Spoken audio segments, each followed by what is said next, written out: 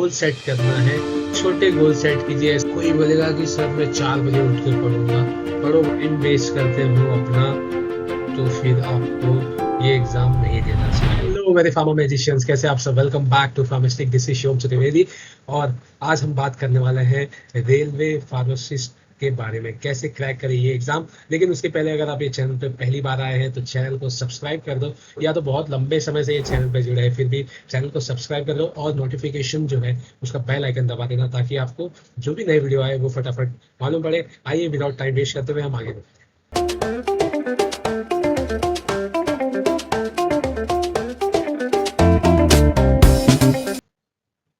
So before starting the preparation of any exam, पहले हमको थोड़ा सा एग्जाम के बारे में समझना पड़ता है। आई नो किसी लोगों को पता होगा, बट जिनको नहीं पता है उनके लिए मैं एक बार थोड़ा सा रिकैप ले लेता हूँ। ठीक है, चलिए। तो सबसे पहला हमारा एग्जाम पैटर्न के बारे में बात करेंगे। तो जो टोटल क्वेश्चन है वो है 100 क्वेश्चन, यानी कि आपके पास 100 क्वेश्चन आएंगे। एक क्वेश्चन का 1 mark, that is 1 mark for each question. Then 1/3 negative marking होगा, यानी कि अगर आपने एक क्वेश्चन रॉन्ग किया तो उसका 1/3 मार्क्स कटेगा विद योर पॉजिटिव नंबर। ठीक है, यानी कि 1 मार्क का 1/3 कटेगा। फिर 100 क्वेश्चन है 1 मार्क के, तो टोटल मार्क्स कितने बनेंगे? 100। सो सिंपल मैथ्स था ये। आई होप सो आपको समझ गया। अब यहाँ पर हमने सब्जेक्ट वाइज बाइफरिकेशन किया है। तो यहाँ पर जनरल साइंस के जो क्वेश्चन है वो आपको 10 मिलेंगे। जनरल एरिथमेटिक के क्वेश्चन है वो भी 10 मिलेंगे। जनरल अवेयरनेस वो भी 10, और प्रोफेशनल एबिलिटी वो 70 क्वेश्चन मिलेंगे। और वैसे वैसा आपका सेम भी जो है वो मार्क्स भी रहेगा।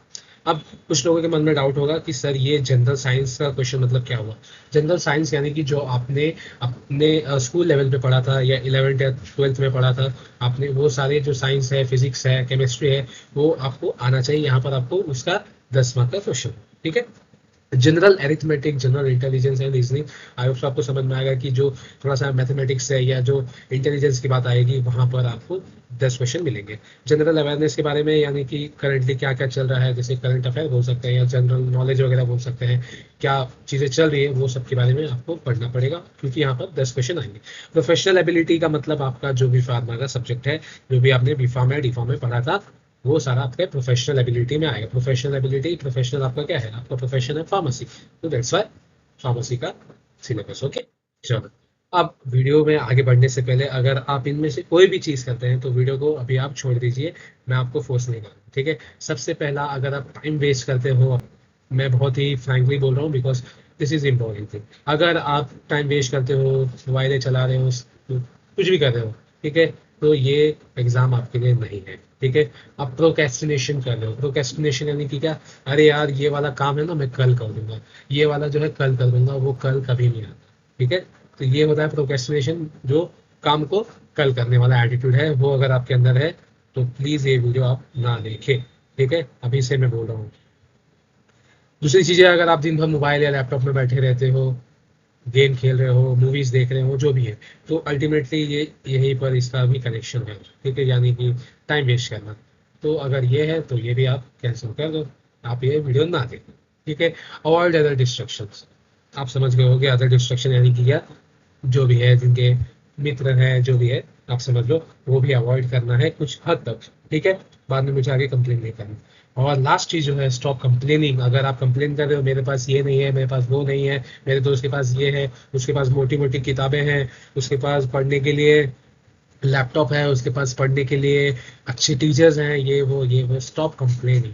तो जब आप कंप्लेन करना बंद कर दोगे तभी ये वीडियो देखना। तो ये कुछ 5 मुख्य यानी इंपॉर्टेंट चीजें थी जो मैं आपसे बात करना चाहता था और मैंने कर लिया। आइए अब हम हमारे स्टडी प्लान की तरफ बढ़ते हैं। तो मेरा स्टडी प्लान क्या होगा, यही आप सोच रहे हैं, तो आइए हम समझते हैं। ठीक है।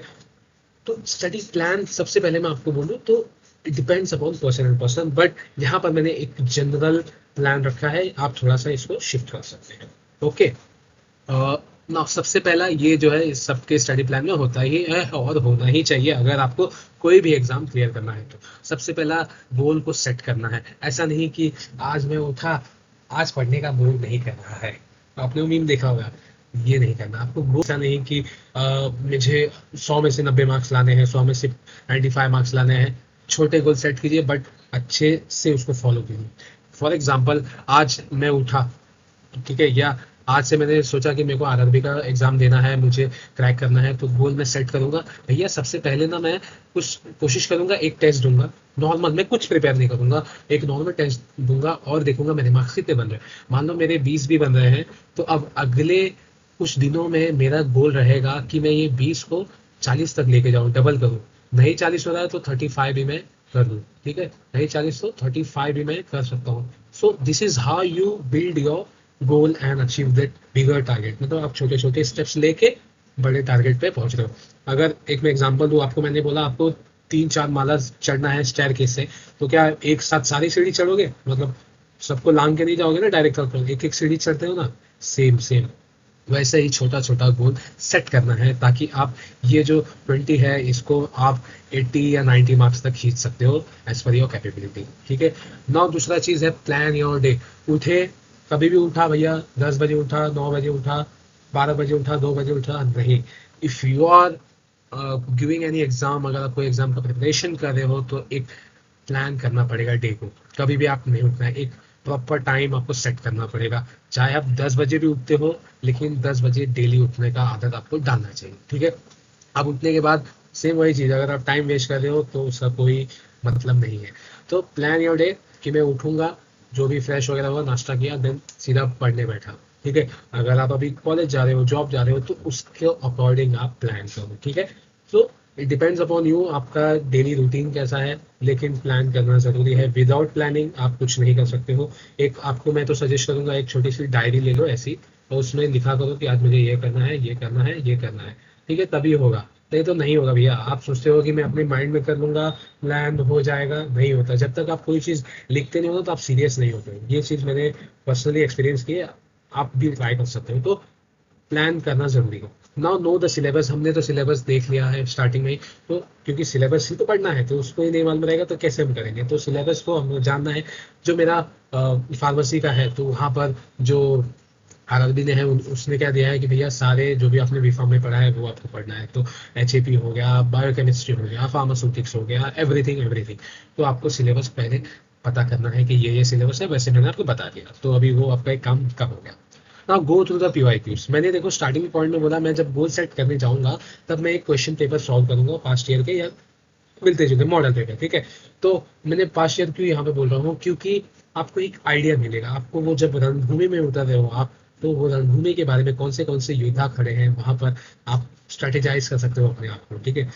आई होप आप समझ रहे हैं कि जब आप पीवाई की सॉल्व करेंगे तो आपको पता चलेगा, अच्छा ये टॉपिक से ये क्वेश्चन आते हैं, ऐसे क्वेश्चन बनते हैं, ऐसे घुमा के पूछते हैं या स्ट्रेट फॉरवर्ड पूछ रहे हैं, जनरल अवेयरनेस में कैसे पूछ रहे हैं, अभी के पूछे कि पहले के पूछे, क्या क्या क्या जो भी बोलते हैं ना प्रोबेबिलिटी, जो भी है, आपको पूरा आइडिया मिलेगा जब आप खुद से ये चीजें करेंगे। अब आप सोचेंगे कि मैं आपको लाके दे दूं तो भैया देखो, लाके दे भी दूं मैं, लेकिन जो समझेगा आपको खुद जब आप करोगे, वैसा मेरे बताने से आपको नहीं समझेगा। जब आप खुद लेके बैठोगे, ये मैंने पीवाई की खोला, जब मैंने देखा कि अच्छा अच्छा ऐसा ऐसा है, तभी आपको समझेगा। जब आप खुद से एनालाइज करोगे, डेफिनेटली अगर कोई डाउट है तो यू कैन आस्क, ठीक है, या अपने जो भी आपके सीनियर वगैरह है, ठीक है। Now start with the core part. अब कुछ लोग होते हैं, सिलेबस देखा डर गया भाई, जनरल अवेयरनेस मुझे तो आता ही नहीं है, मैं क्या करूँ। फिर उसके बाद बोलेंगे जनरल इंटेलिजेंस मुझे नहीं आता, साइंस मुझे नहीं आता, मैं क्या करूँ क्या करूँ। भैया आपको क्या आता है? मुझे आता है फार्मेसी, क्योंकि मैं तो फार्मेसी का स्टूडेंट हूँ ना, मुझे तो फार्मेसी आता है भैया। 70 क्वेश्चन यानी 70 मार्क्स मुझे वहीं से मिल रहे हैं। तो अगर मैंने 50 भी राइट किए, ठीक है, तो भैया आधा तो मैं तो कहाँ पहुंच गया यार। और बस उसमें से 30 तो मुझे, मैं मान लो 30 में से मैं 10 भी निकाल लूँ तो 60 मार्क्स बन रहे हैं, या ठीक है 60 या 65 पकड़ लो, इतने मार्क्स बन रहे हैं। और इतना मार्क्स कभी कभी काफी हो जाता है, 65 मार्क्स बहुत काफी हो जाता है। जब आप ऐसे स्ट्रेटेजाइज करोगे कि भैया कोर पार्ट पे मुझे फोकस करना है, ये तो मैं एकदम मिनिमम लेके चल रहा हूँ, आप 70 में से 60 भी राइट कर दिए तो ठीक है, तो ऐसा आपको लेके चलना है, ठीक है, समझ रहे हो। तो कोर पार्ट पे फोकस कीजिए रादर देन कि भैया पहले मैं नॉन कोर पार्ट स्टार्ट करूँ, जनरल अवेयरनेस, साइंस वगैरह जो भी है कीजिए, लेकिन थोड़ा सा उसको प्रेफरेंस कम दीजिए। मान लो आप 4 घंटे कोर्स सब्जेक्ट कर रहे हो, तो उसको 1 घंटा या 1.5 घंटा दो, और उतने में वो हो जाएगा, इतना टेंशन लेने की जरूरत नहीं। Now refrain from the attitude of studying everything. यानी कि वो जो एटीट्यूड है ना, मैं पूरा पढ़ के खत्म कर दूंगा, मैं पूरा पढ़ के खत्म कर दूंगा, नहीं। इतना बड़ा सिलेबस है, आप खत्म ही नहीं कर पाओगे। तो ये चीजों से बचोगे भैया, मैं सारा चीज खत्म करूंगा, नहीं। मैं खत्म करूंगा इंपॉर्टेंट चीजें, ये एटीट्यूड रखो तो आपका जो एग्जाम है अच्छे नंबर से क्लियर होगा। तो ये एटीट्यूड नहीं रखना है, सब पढ़ना है, सब पढ़ना है लेकिन इंपॉर्टेंट पढ़ना है, ये आपके दिमाग में डालो। तो make a habit of studying daily. ठीक है, अगर आप कॉलेज में हो, जॉब पे जा रहे हो, तो भी आपको मिनिमम 2 घंटा पढ़ना ही चाहिए। एक हैबिट बनाओ, कुछ भी हो जाए, कुछ भी हो जाए, मुझे डेली पढ़ना है। मैं क्यों बोल रहा हूँ, क्या आपको इससे मार्क्स अच्छे आ जाएंगे? आप 1 घंटा पढ़ोगे तो क्या मार्क्स अच्छे आ जाएंगे? नहीं। क्या होता है ना, इससे आप कनेक्टिविटी में रहते हो अपने टॉपिक से। मान लो आज आपका दिन बहुत हेक्टिक गया, ठीक है, मान लो आप बहुत लेट आए घर पे, लेकिन मैंने 1 घंटा भी पढ़ा, क्या जो मैंने कल या परसों पढ़ा था, तो क्या हुआ, वो जो मैंने पहले का पढ़ा हुआ था वो तो और स्ट्रांग हो गया ना भैया, वो तो और स्ट्रांग हो गया। तो कनेक्टिविटी तो मेरी स्टडी से बनी रही है। ये नहीं कि मेरा 2-3 दिन से दिन हेक्टिक जा रहा है, मैं छोड़ दिया, तो पहले का भी भूल जाओगे और आने का तो आप कर ही नहीं रहे हो, है ना। तो हैबिट बनाओ डेली पढ़ने का। नो, ये पीपीपी क्या है, ये मैं बहुत इंपॉर्टेंट मानता हूँ। पीपीपी यानी कि प्रैक्टिस प्रैक्टिस प्रैक्टिस। यहाँ पर एमसीक्यू बेस है, तो एमसीक्यू आपको डेली प्रैक्टिस करना चाहिए। आपको स्ट्रेटेजाइज करना चाहिए कि भैया मैं 3 घंटा पढ़ूंगा तो 2 घंटा में थियरी पढ़ूंगा, या 2.5 घंटा में थियरी पढ़ूंगा, आधा घंटा में एमसीक्यू को डेली देने वाला हूँ। डेली करोगे तभी आगे बढ़ोगे। ये फॉर्मूला लेके चलो, कोई भी कॉम्पिटेटिव एग्जाम हो एमसीक्यू बेस, तो आपको प्रैक्टिस करना ही पड़ेगा एमसीक्यू, तभी आप उसमें अच्छा स्कोर कर सकते हो। तो ये कुछ चीजें हैं जो आपको करना ही करना है। इसके अलावा कुछ चीजें हो सकती हैं जो पर्सन टू पर्सन डिपेंड करती है, लेकिन मैंने जैसे बोला कि ये जनरल बातें हैं जो, और बहुत इंपॉर्टेंट बातें हैं जो, ये आपको दिमाग में, आपके माइंड में लेके चलना पड़ेगा अगर आप एक कॉम्पिटेटिव एग्जाम की तैयारी कर रहे हैं तो। ठीक है, जब मैंने जीपैट दिया था, जब मैंने नाइपर दिया था, तो ये चीजें मैंने तो फॉलो की थी, और डेफिनेटली उस वजह से आज अच्छी जगह पे हूँ और मुझे अच्छे रैंक भी आए थे। ठीक है, तो जिसको नहीं पता, जीपैट का रैंक मेरा 246 था, नाइपर का 367 था। तो हम कुछ आगे बात करेंगे जब समय मिलेगा, लेकिन ये चीजें आपको दिमाग में रख के चलनी है। ठीक है, पीपीपी बहुत इंपॉर्टेंट है, इसमें से भी मैं बता दूं तो पीपीपी बहुत इंपॉर्टेंट है। Make habit, refrain, study core part, और ऐसे तो सभी है। देखो मैं वही अभी छाट नहीं पा रहा हूँ कि कौन सा इंपॉर्टेंट है, सभी इंपॉर्टेंट है। इनमें से अगर आप कोई भी चीज छोड़ोगे, मे भी आपको वो वर्कआउट नहीं करेगा। इससे एडिशन में कुछ कर सकते हो, अच्छा, डेफिनेटली वेल एंड गुड। ठीक है, तो इसी के साथ शिवम चतुर्वेदी साइनिंग ऑफ। मिलूंगा नेक्स्ट वीडियो में। कोई भी डाउट है क्या करना है, और भी कुछ मतलब बहुत सिंपल सा भी डाउट है, you can definitely ask in the comment box. अगर आपने हमारा व्हाट्सएप चैनल ज्वाइन नहीं किया है तो ज्वाइन कर लीजिए, वहां भी आप अपने डाउट पूछ सकते हैं। तो चलते मिलेंगे नेक्स्ट वीडियो में।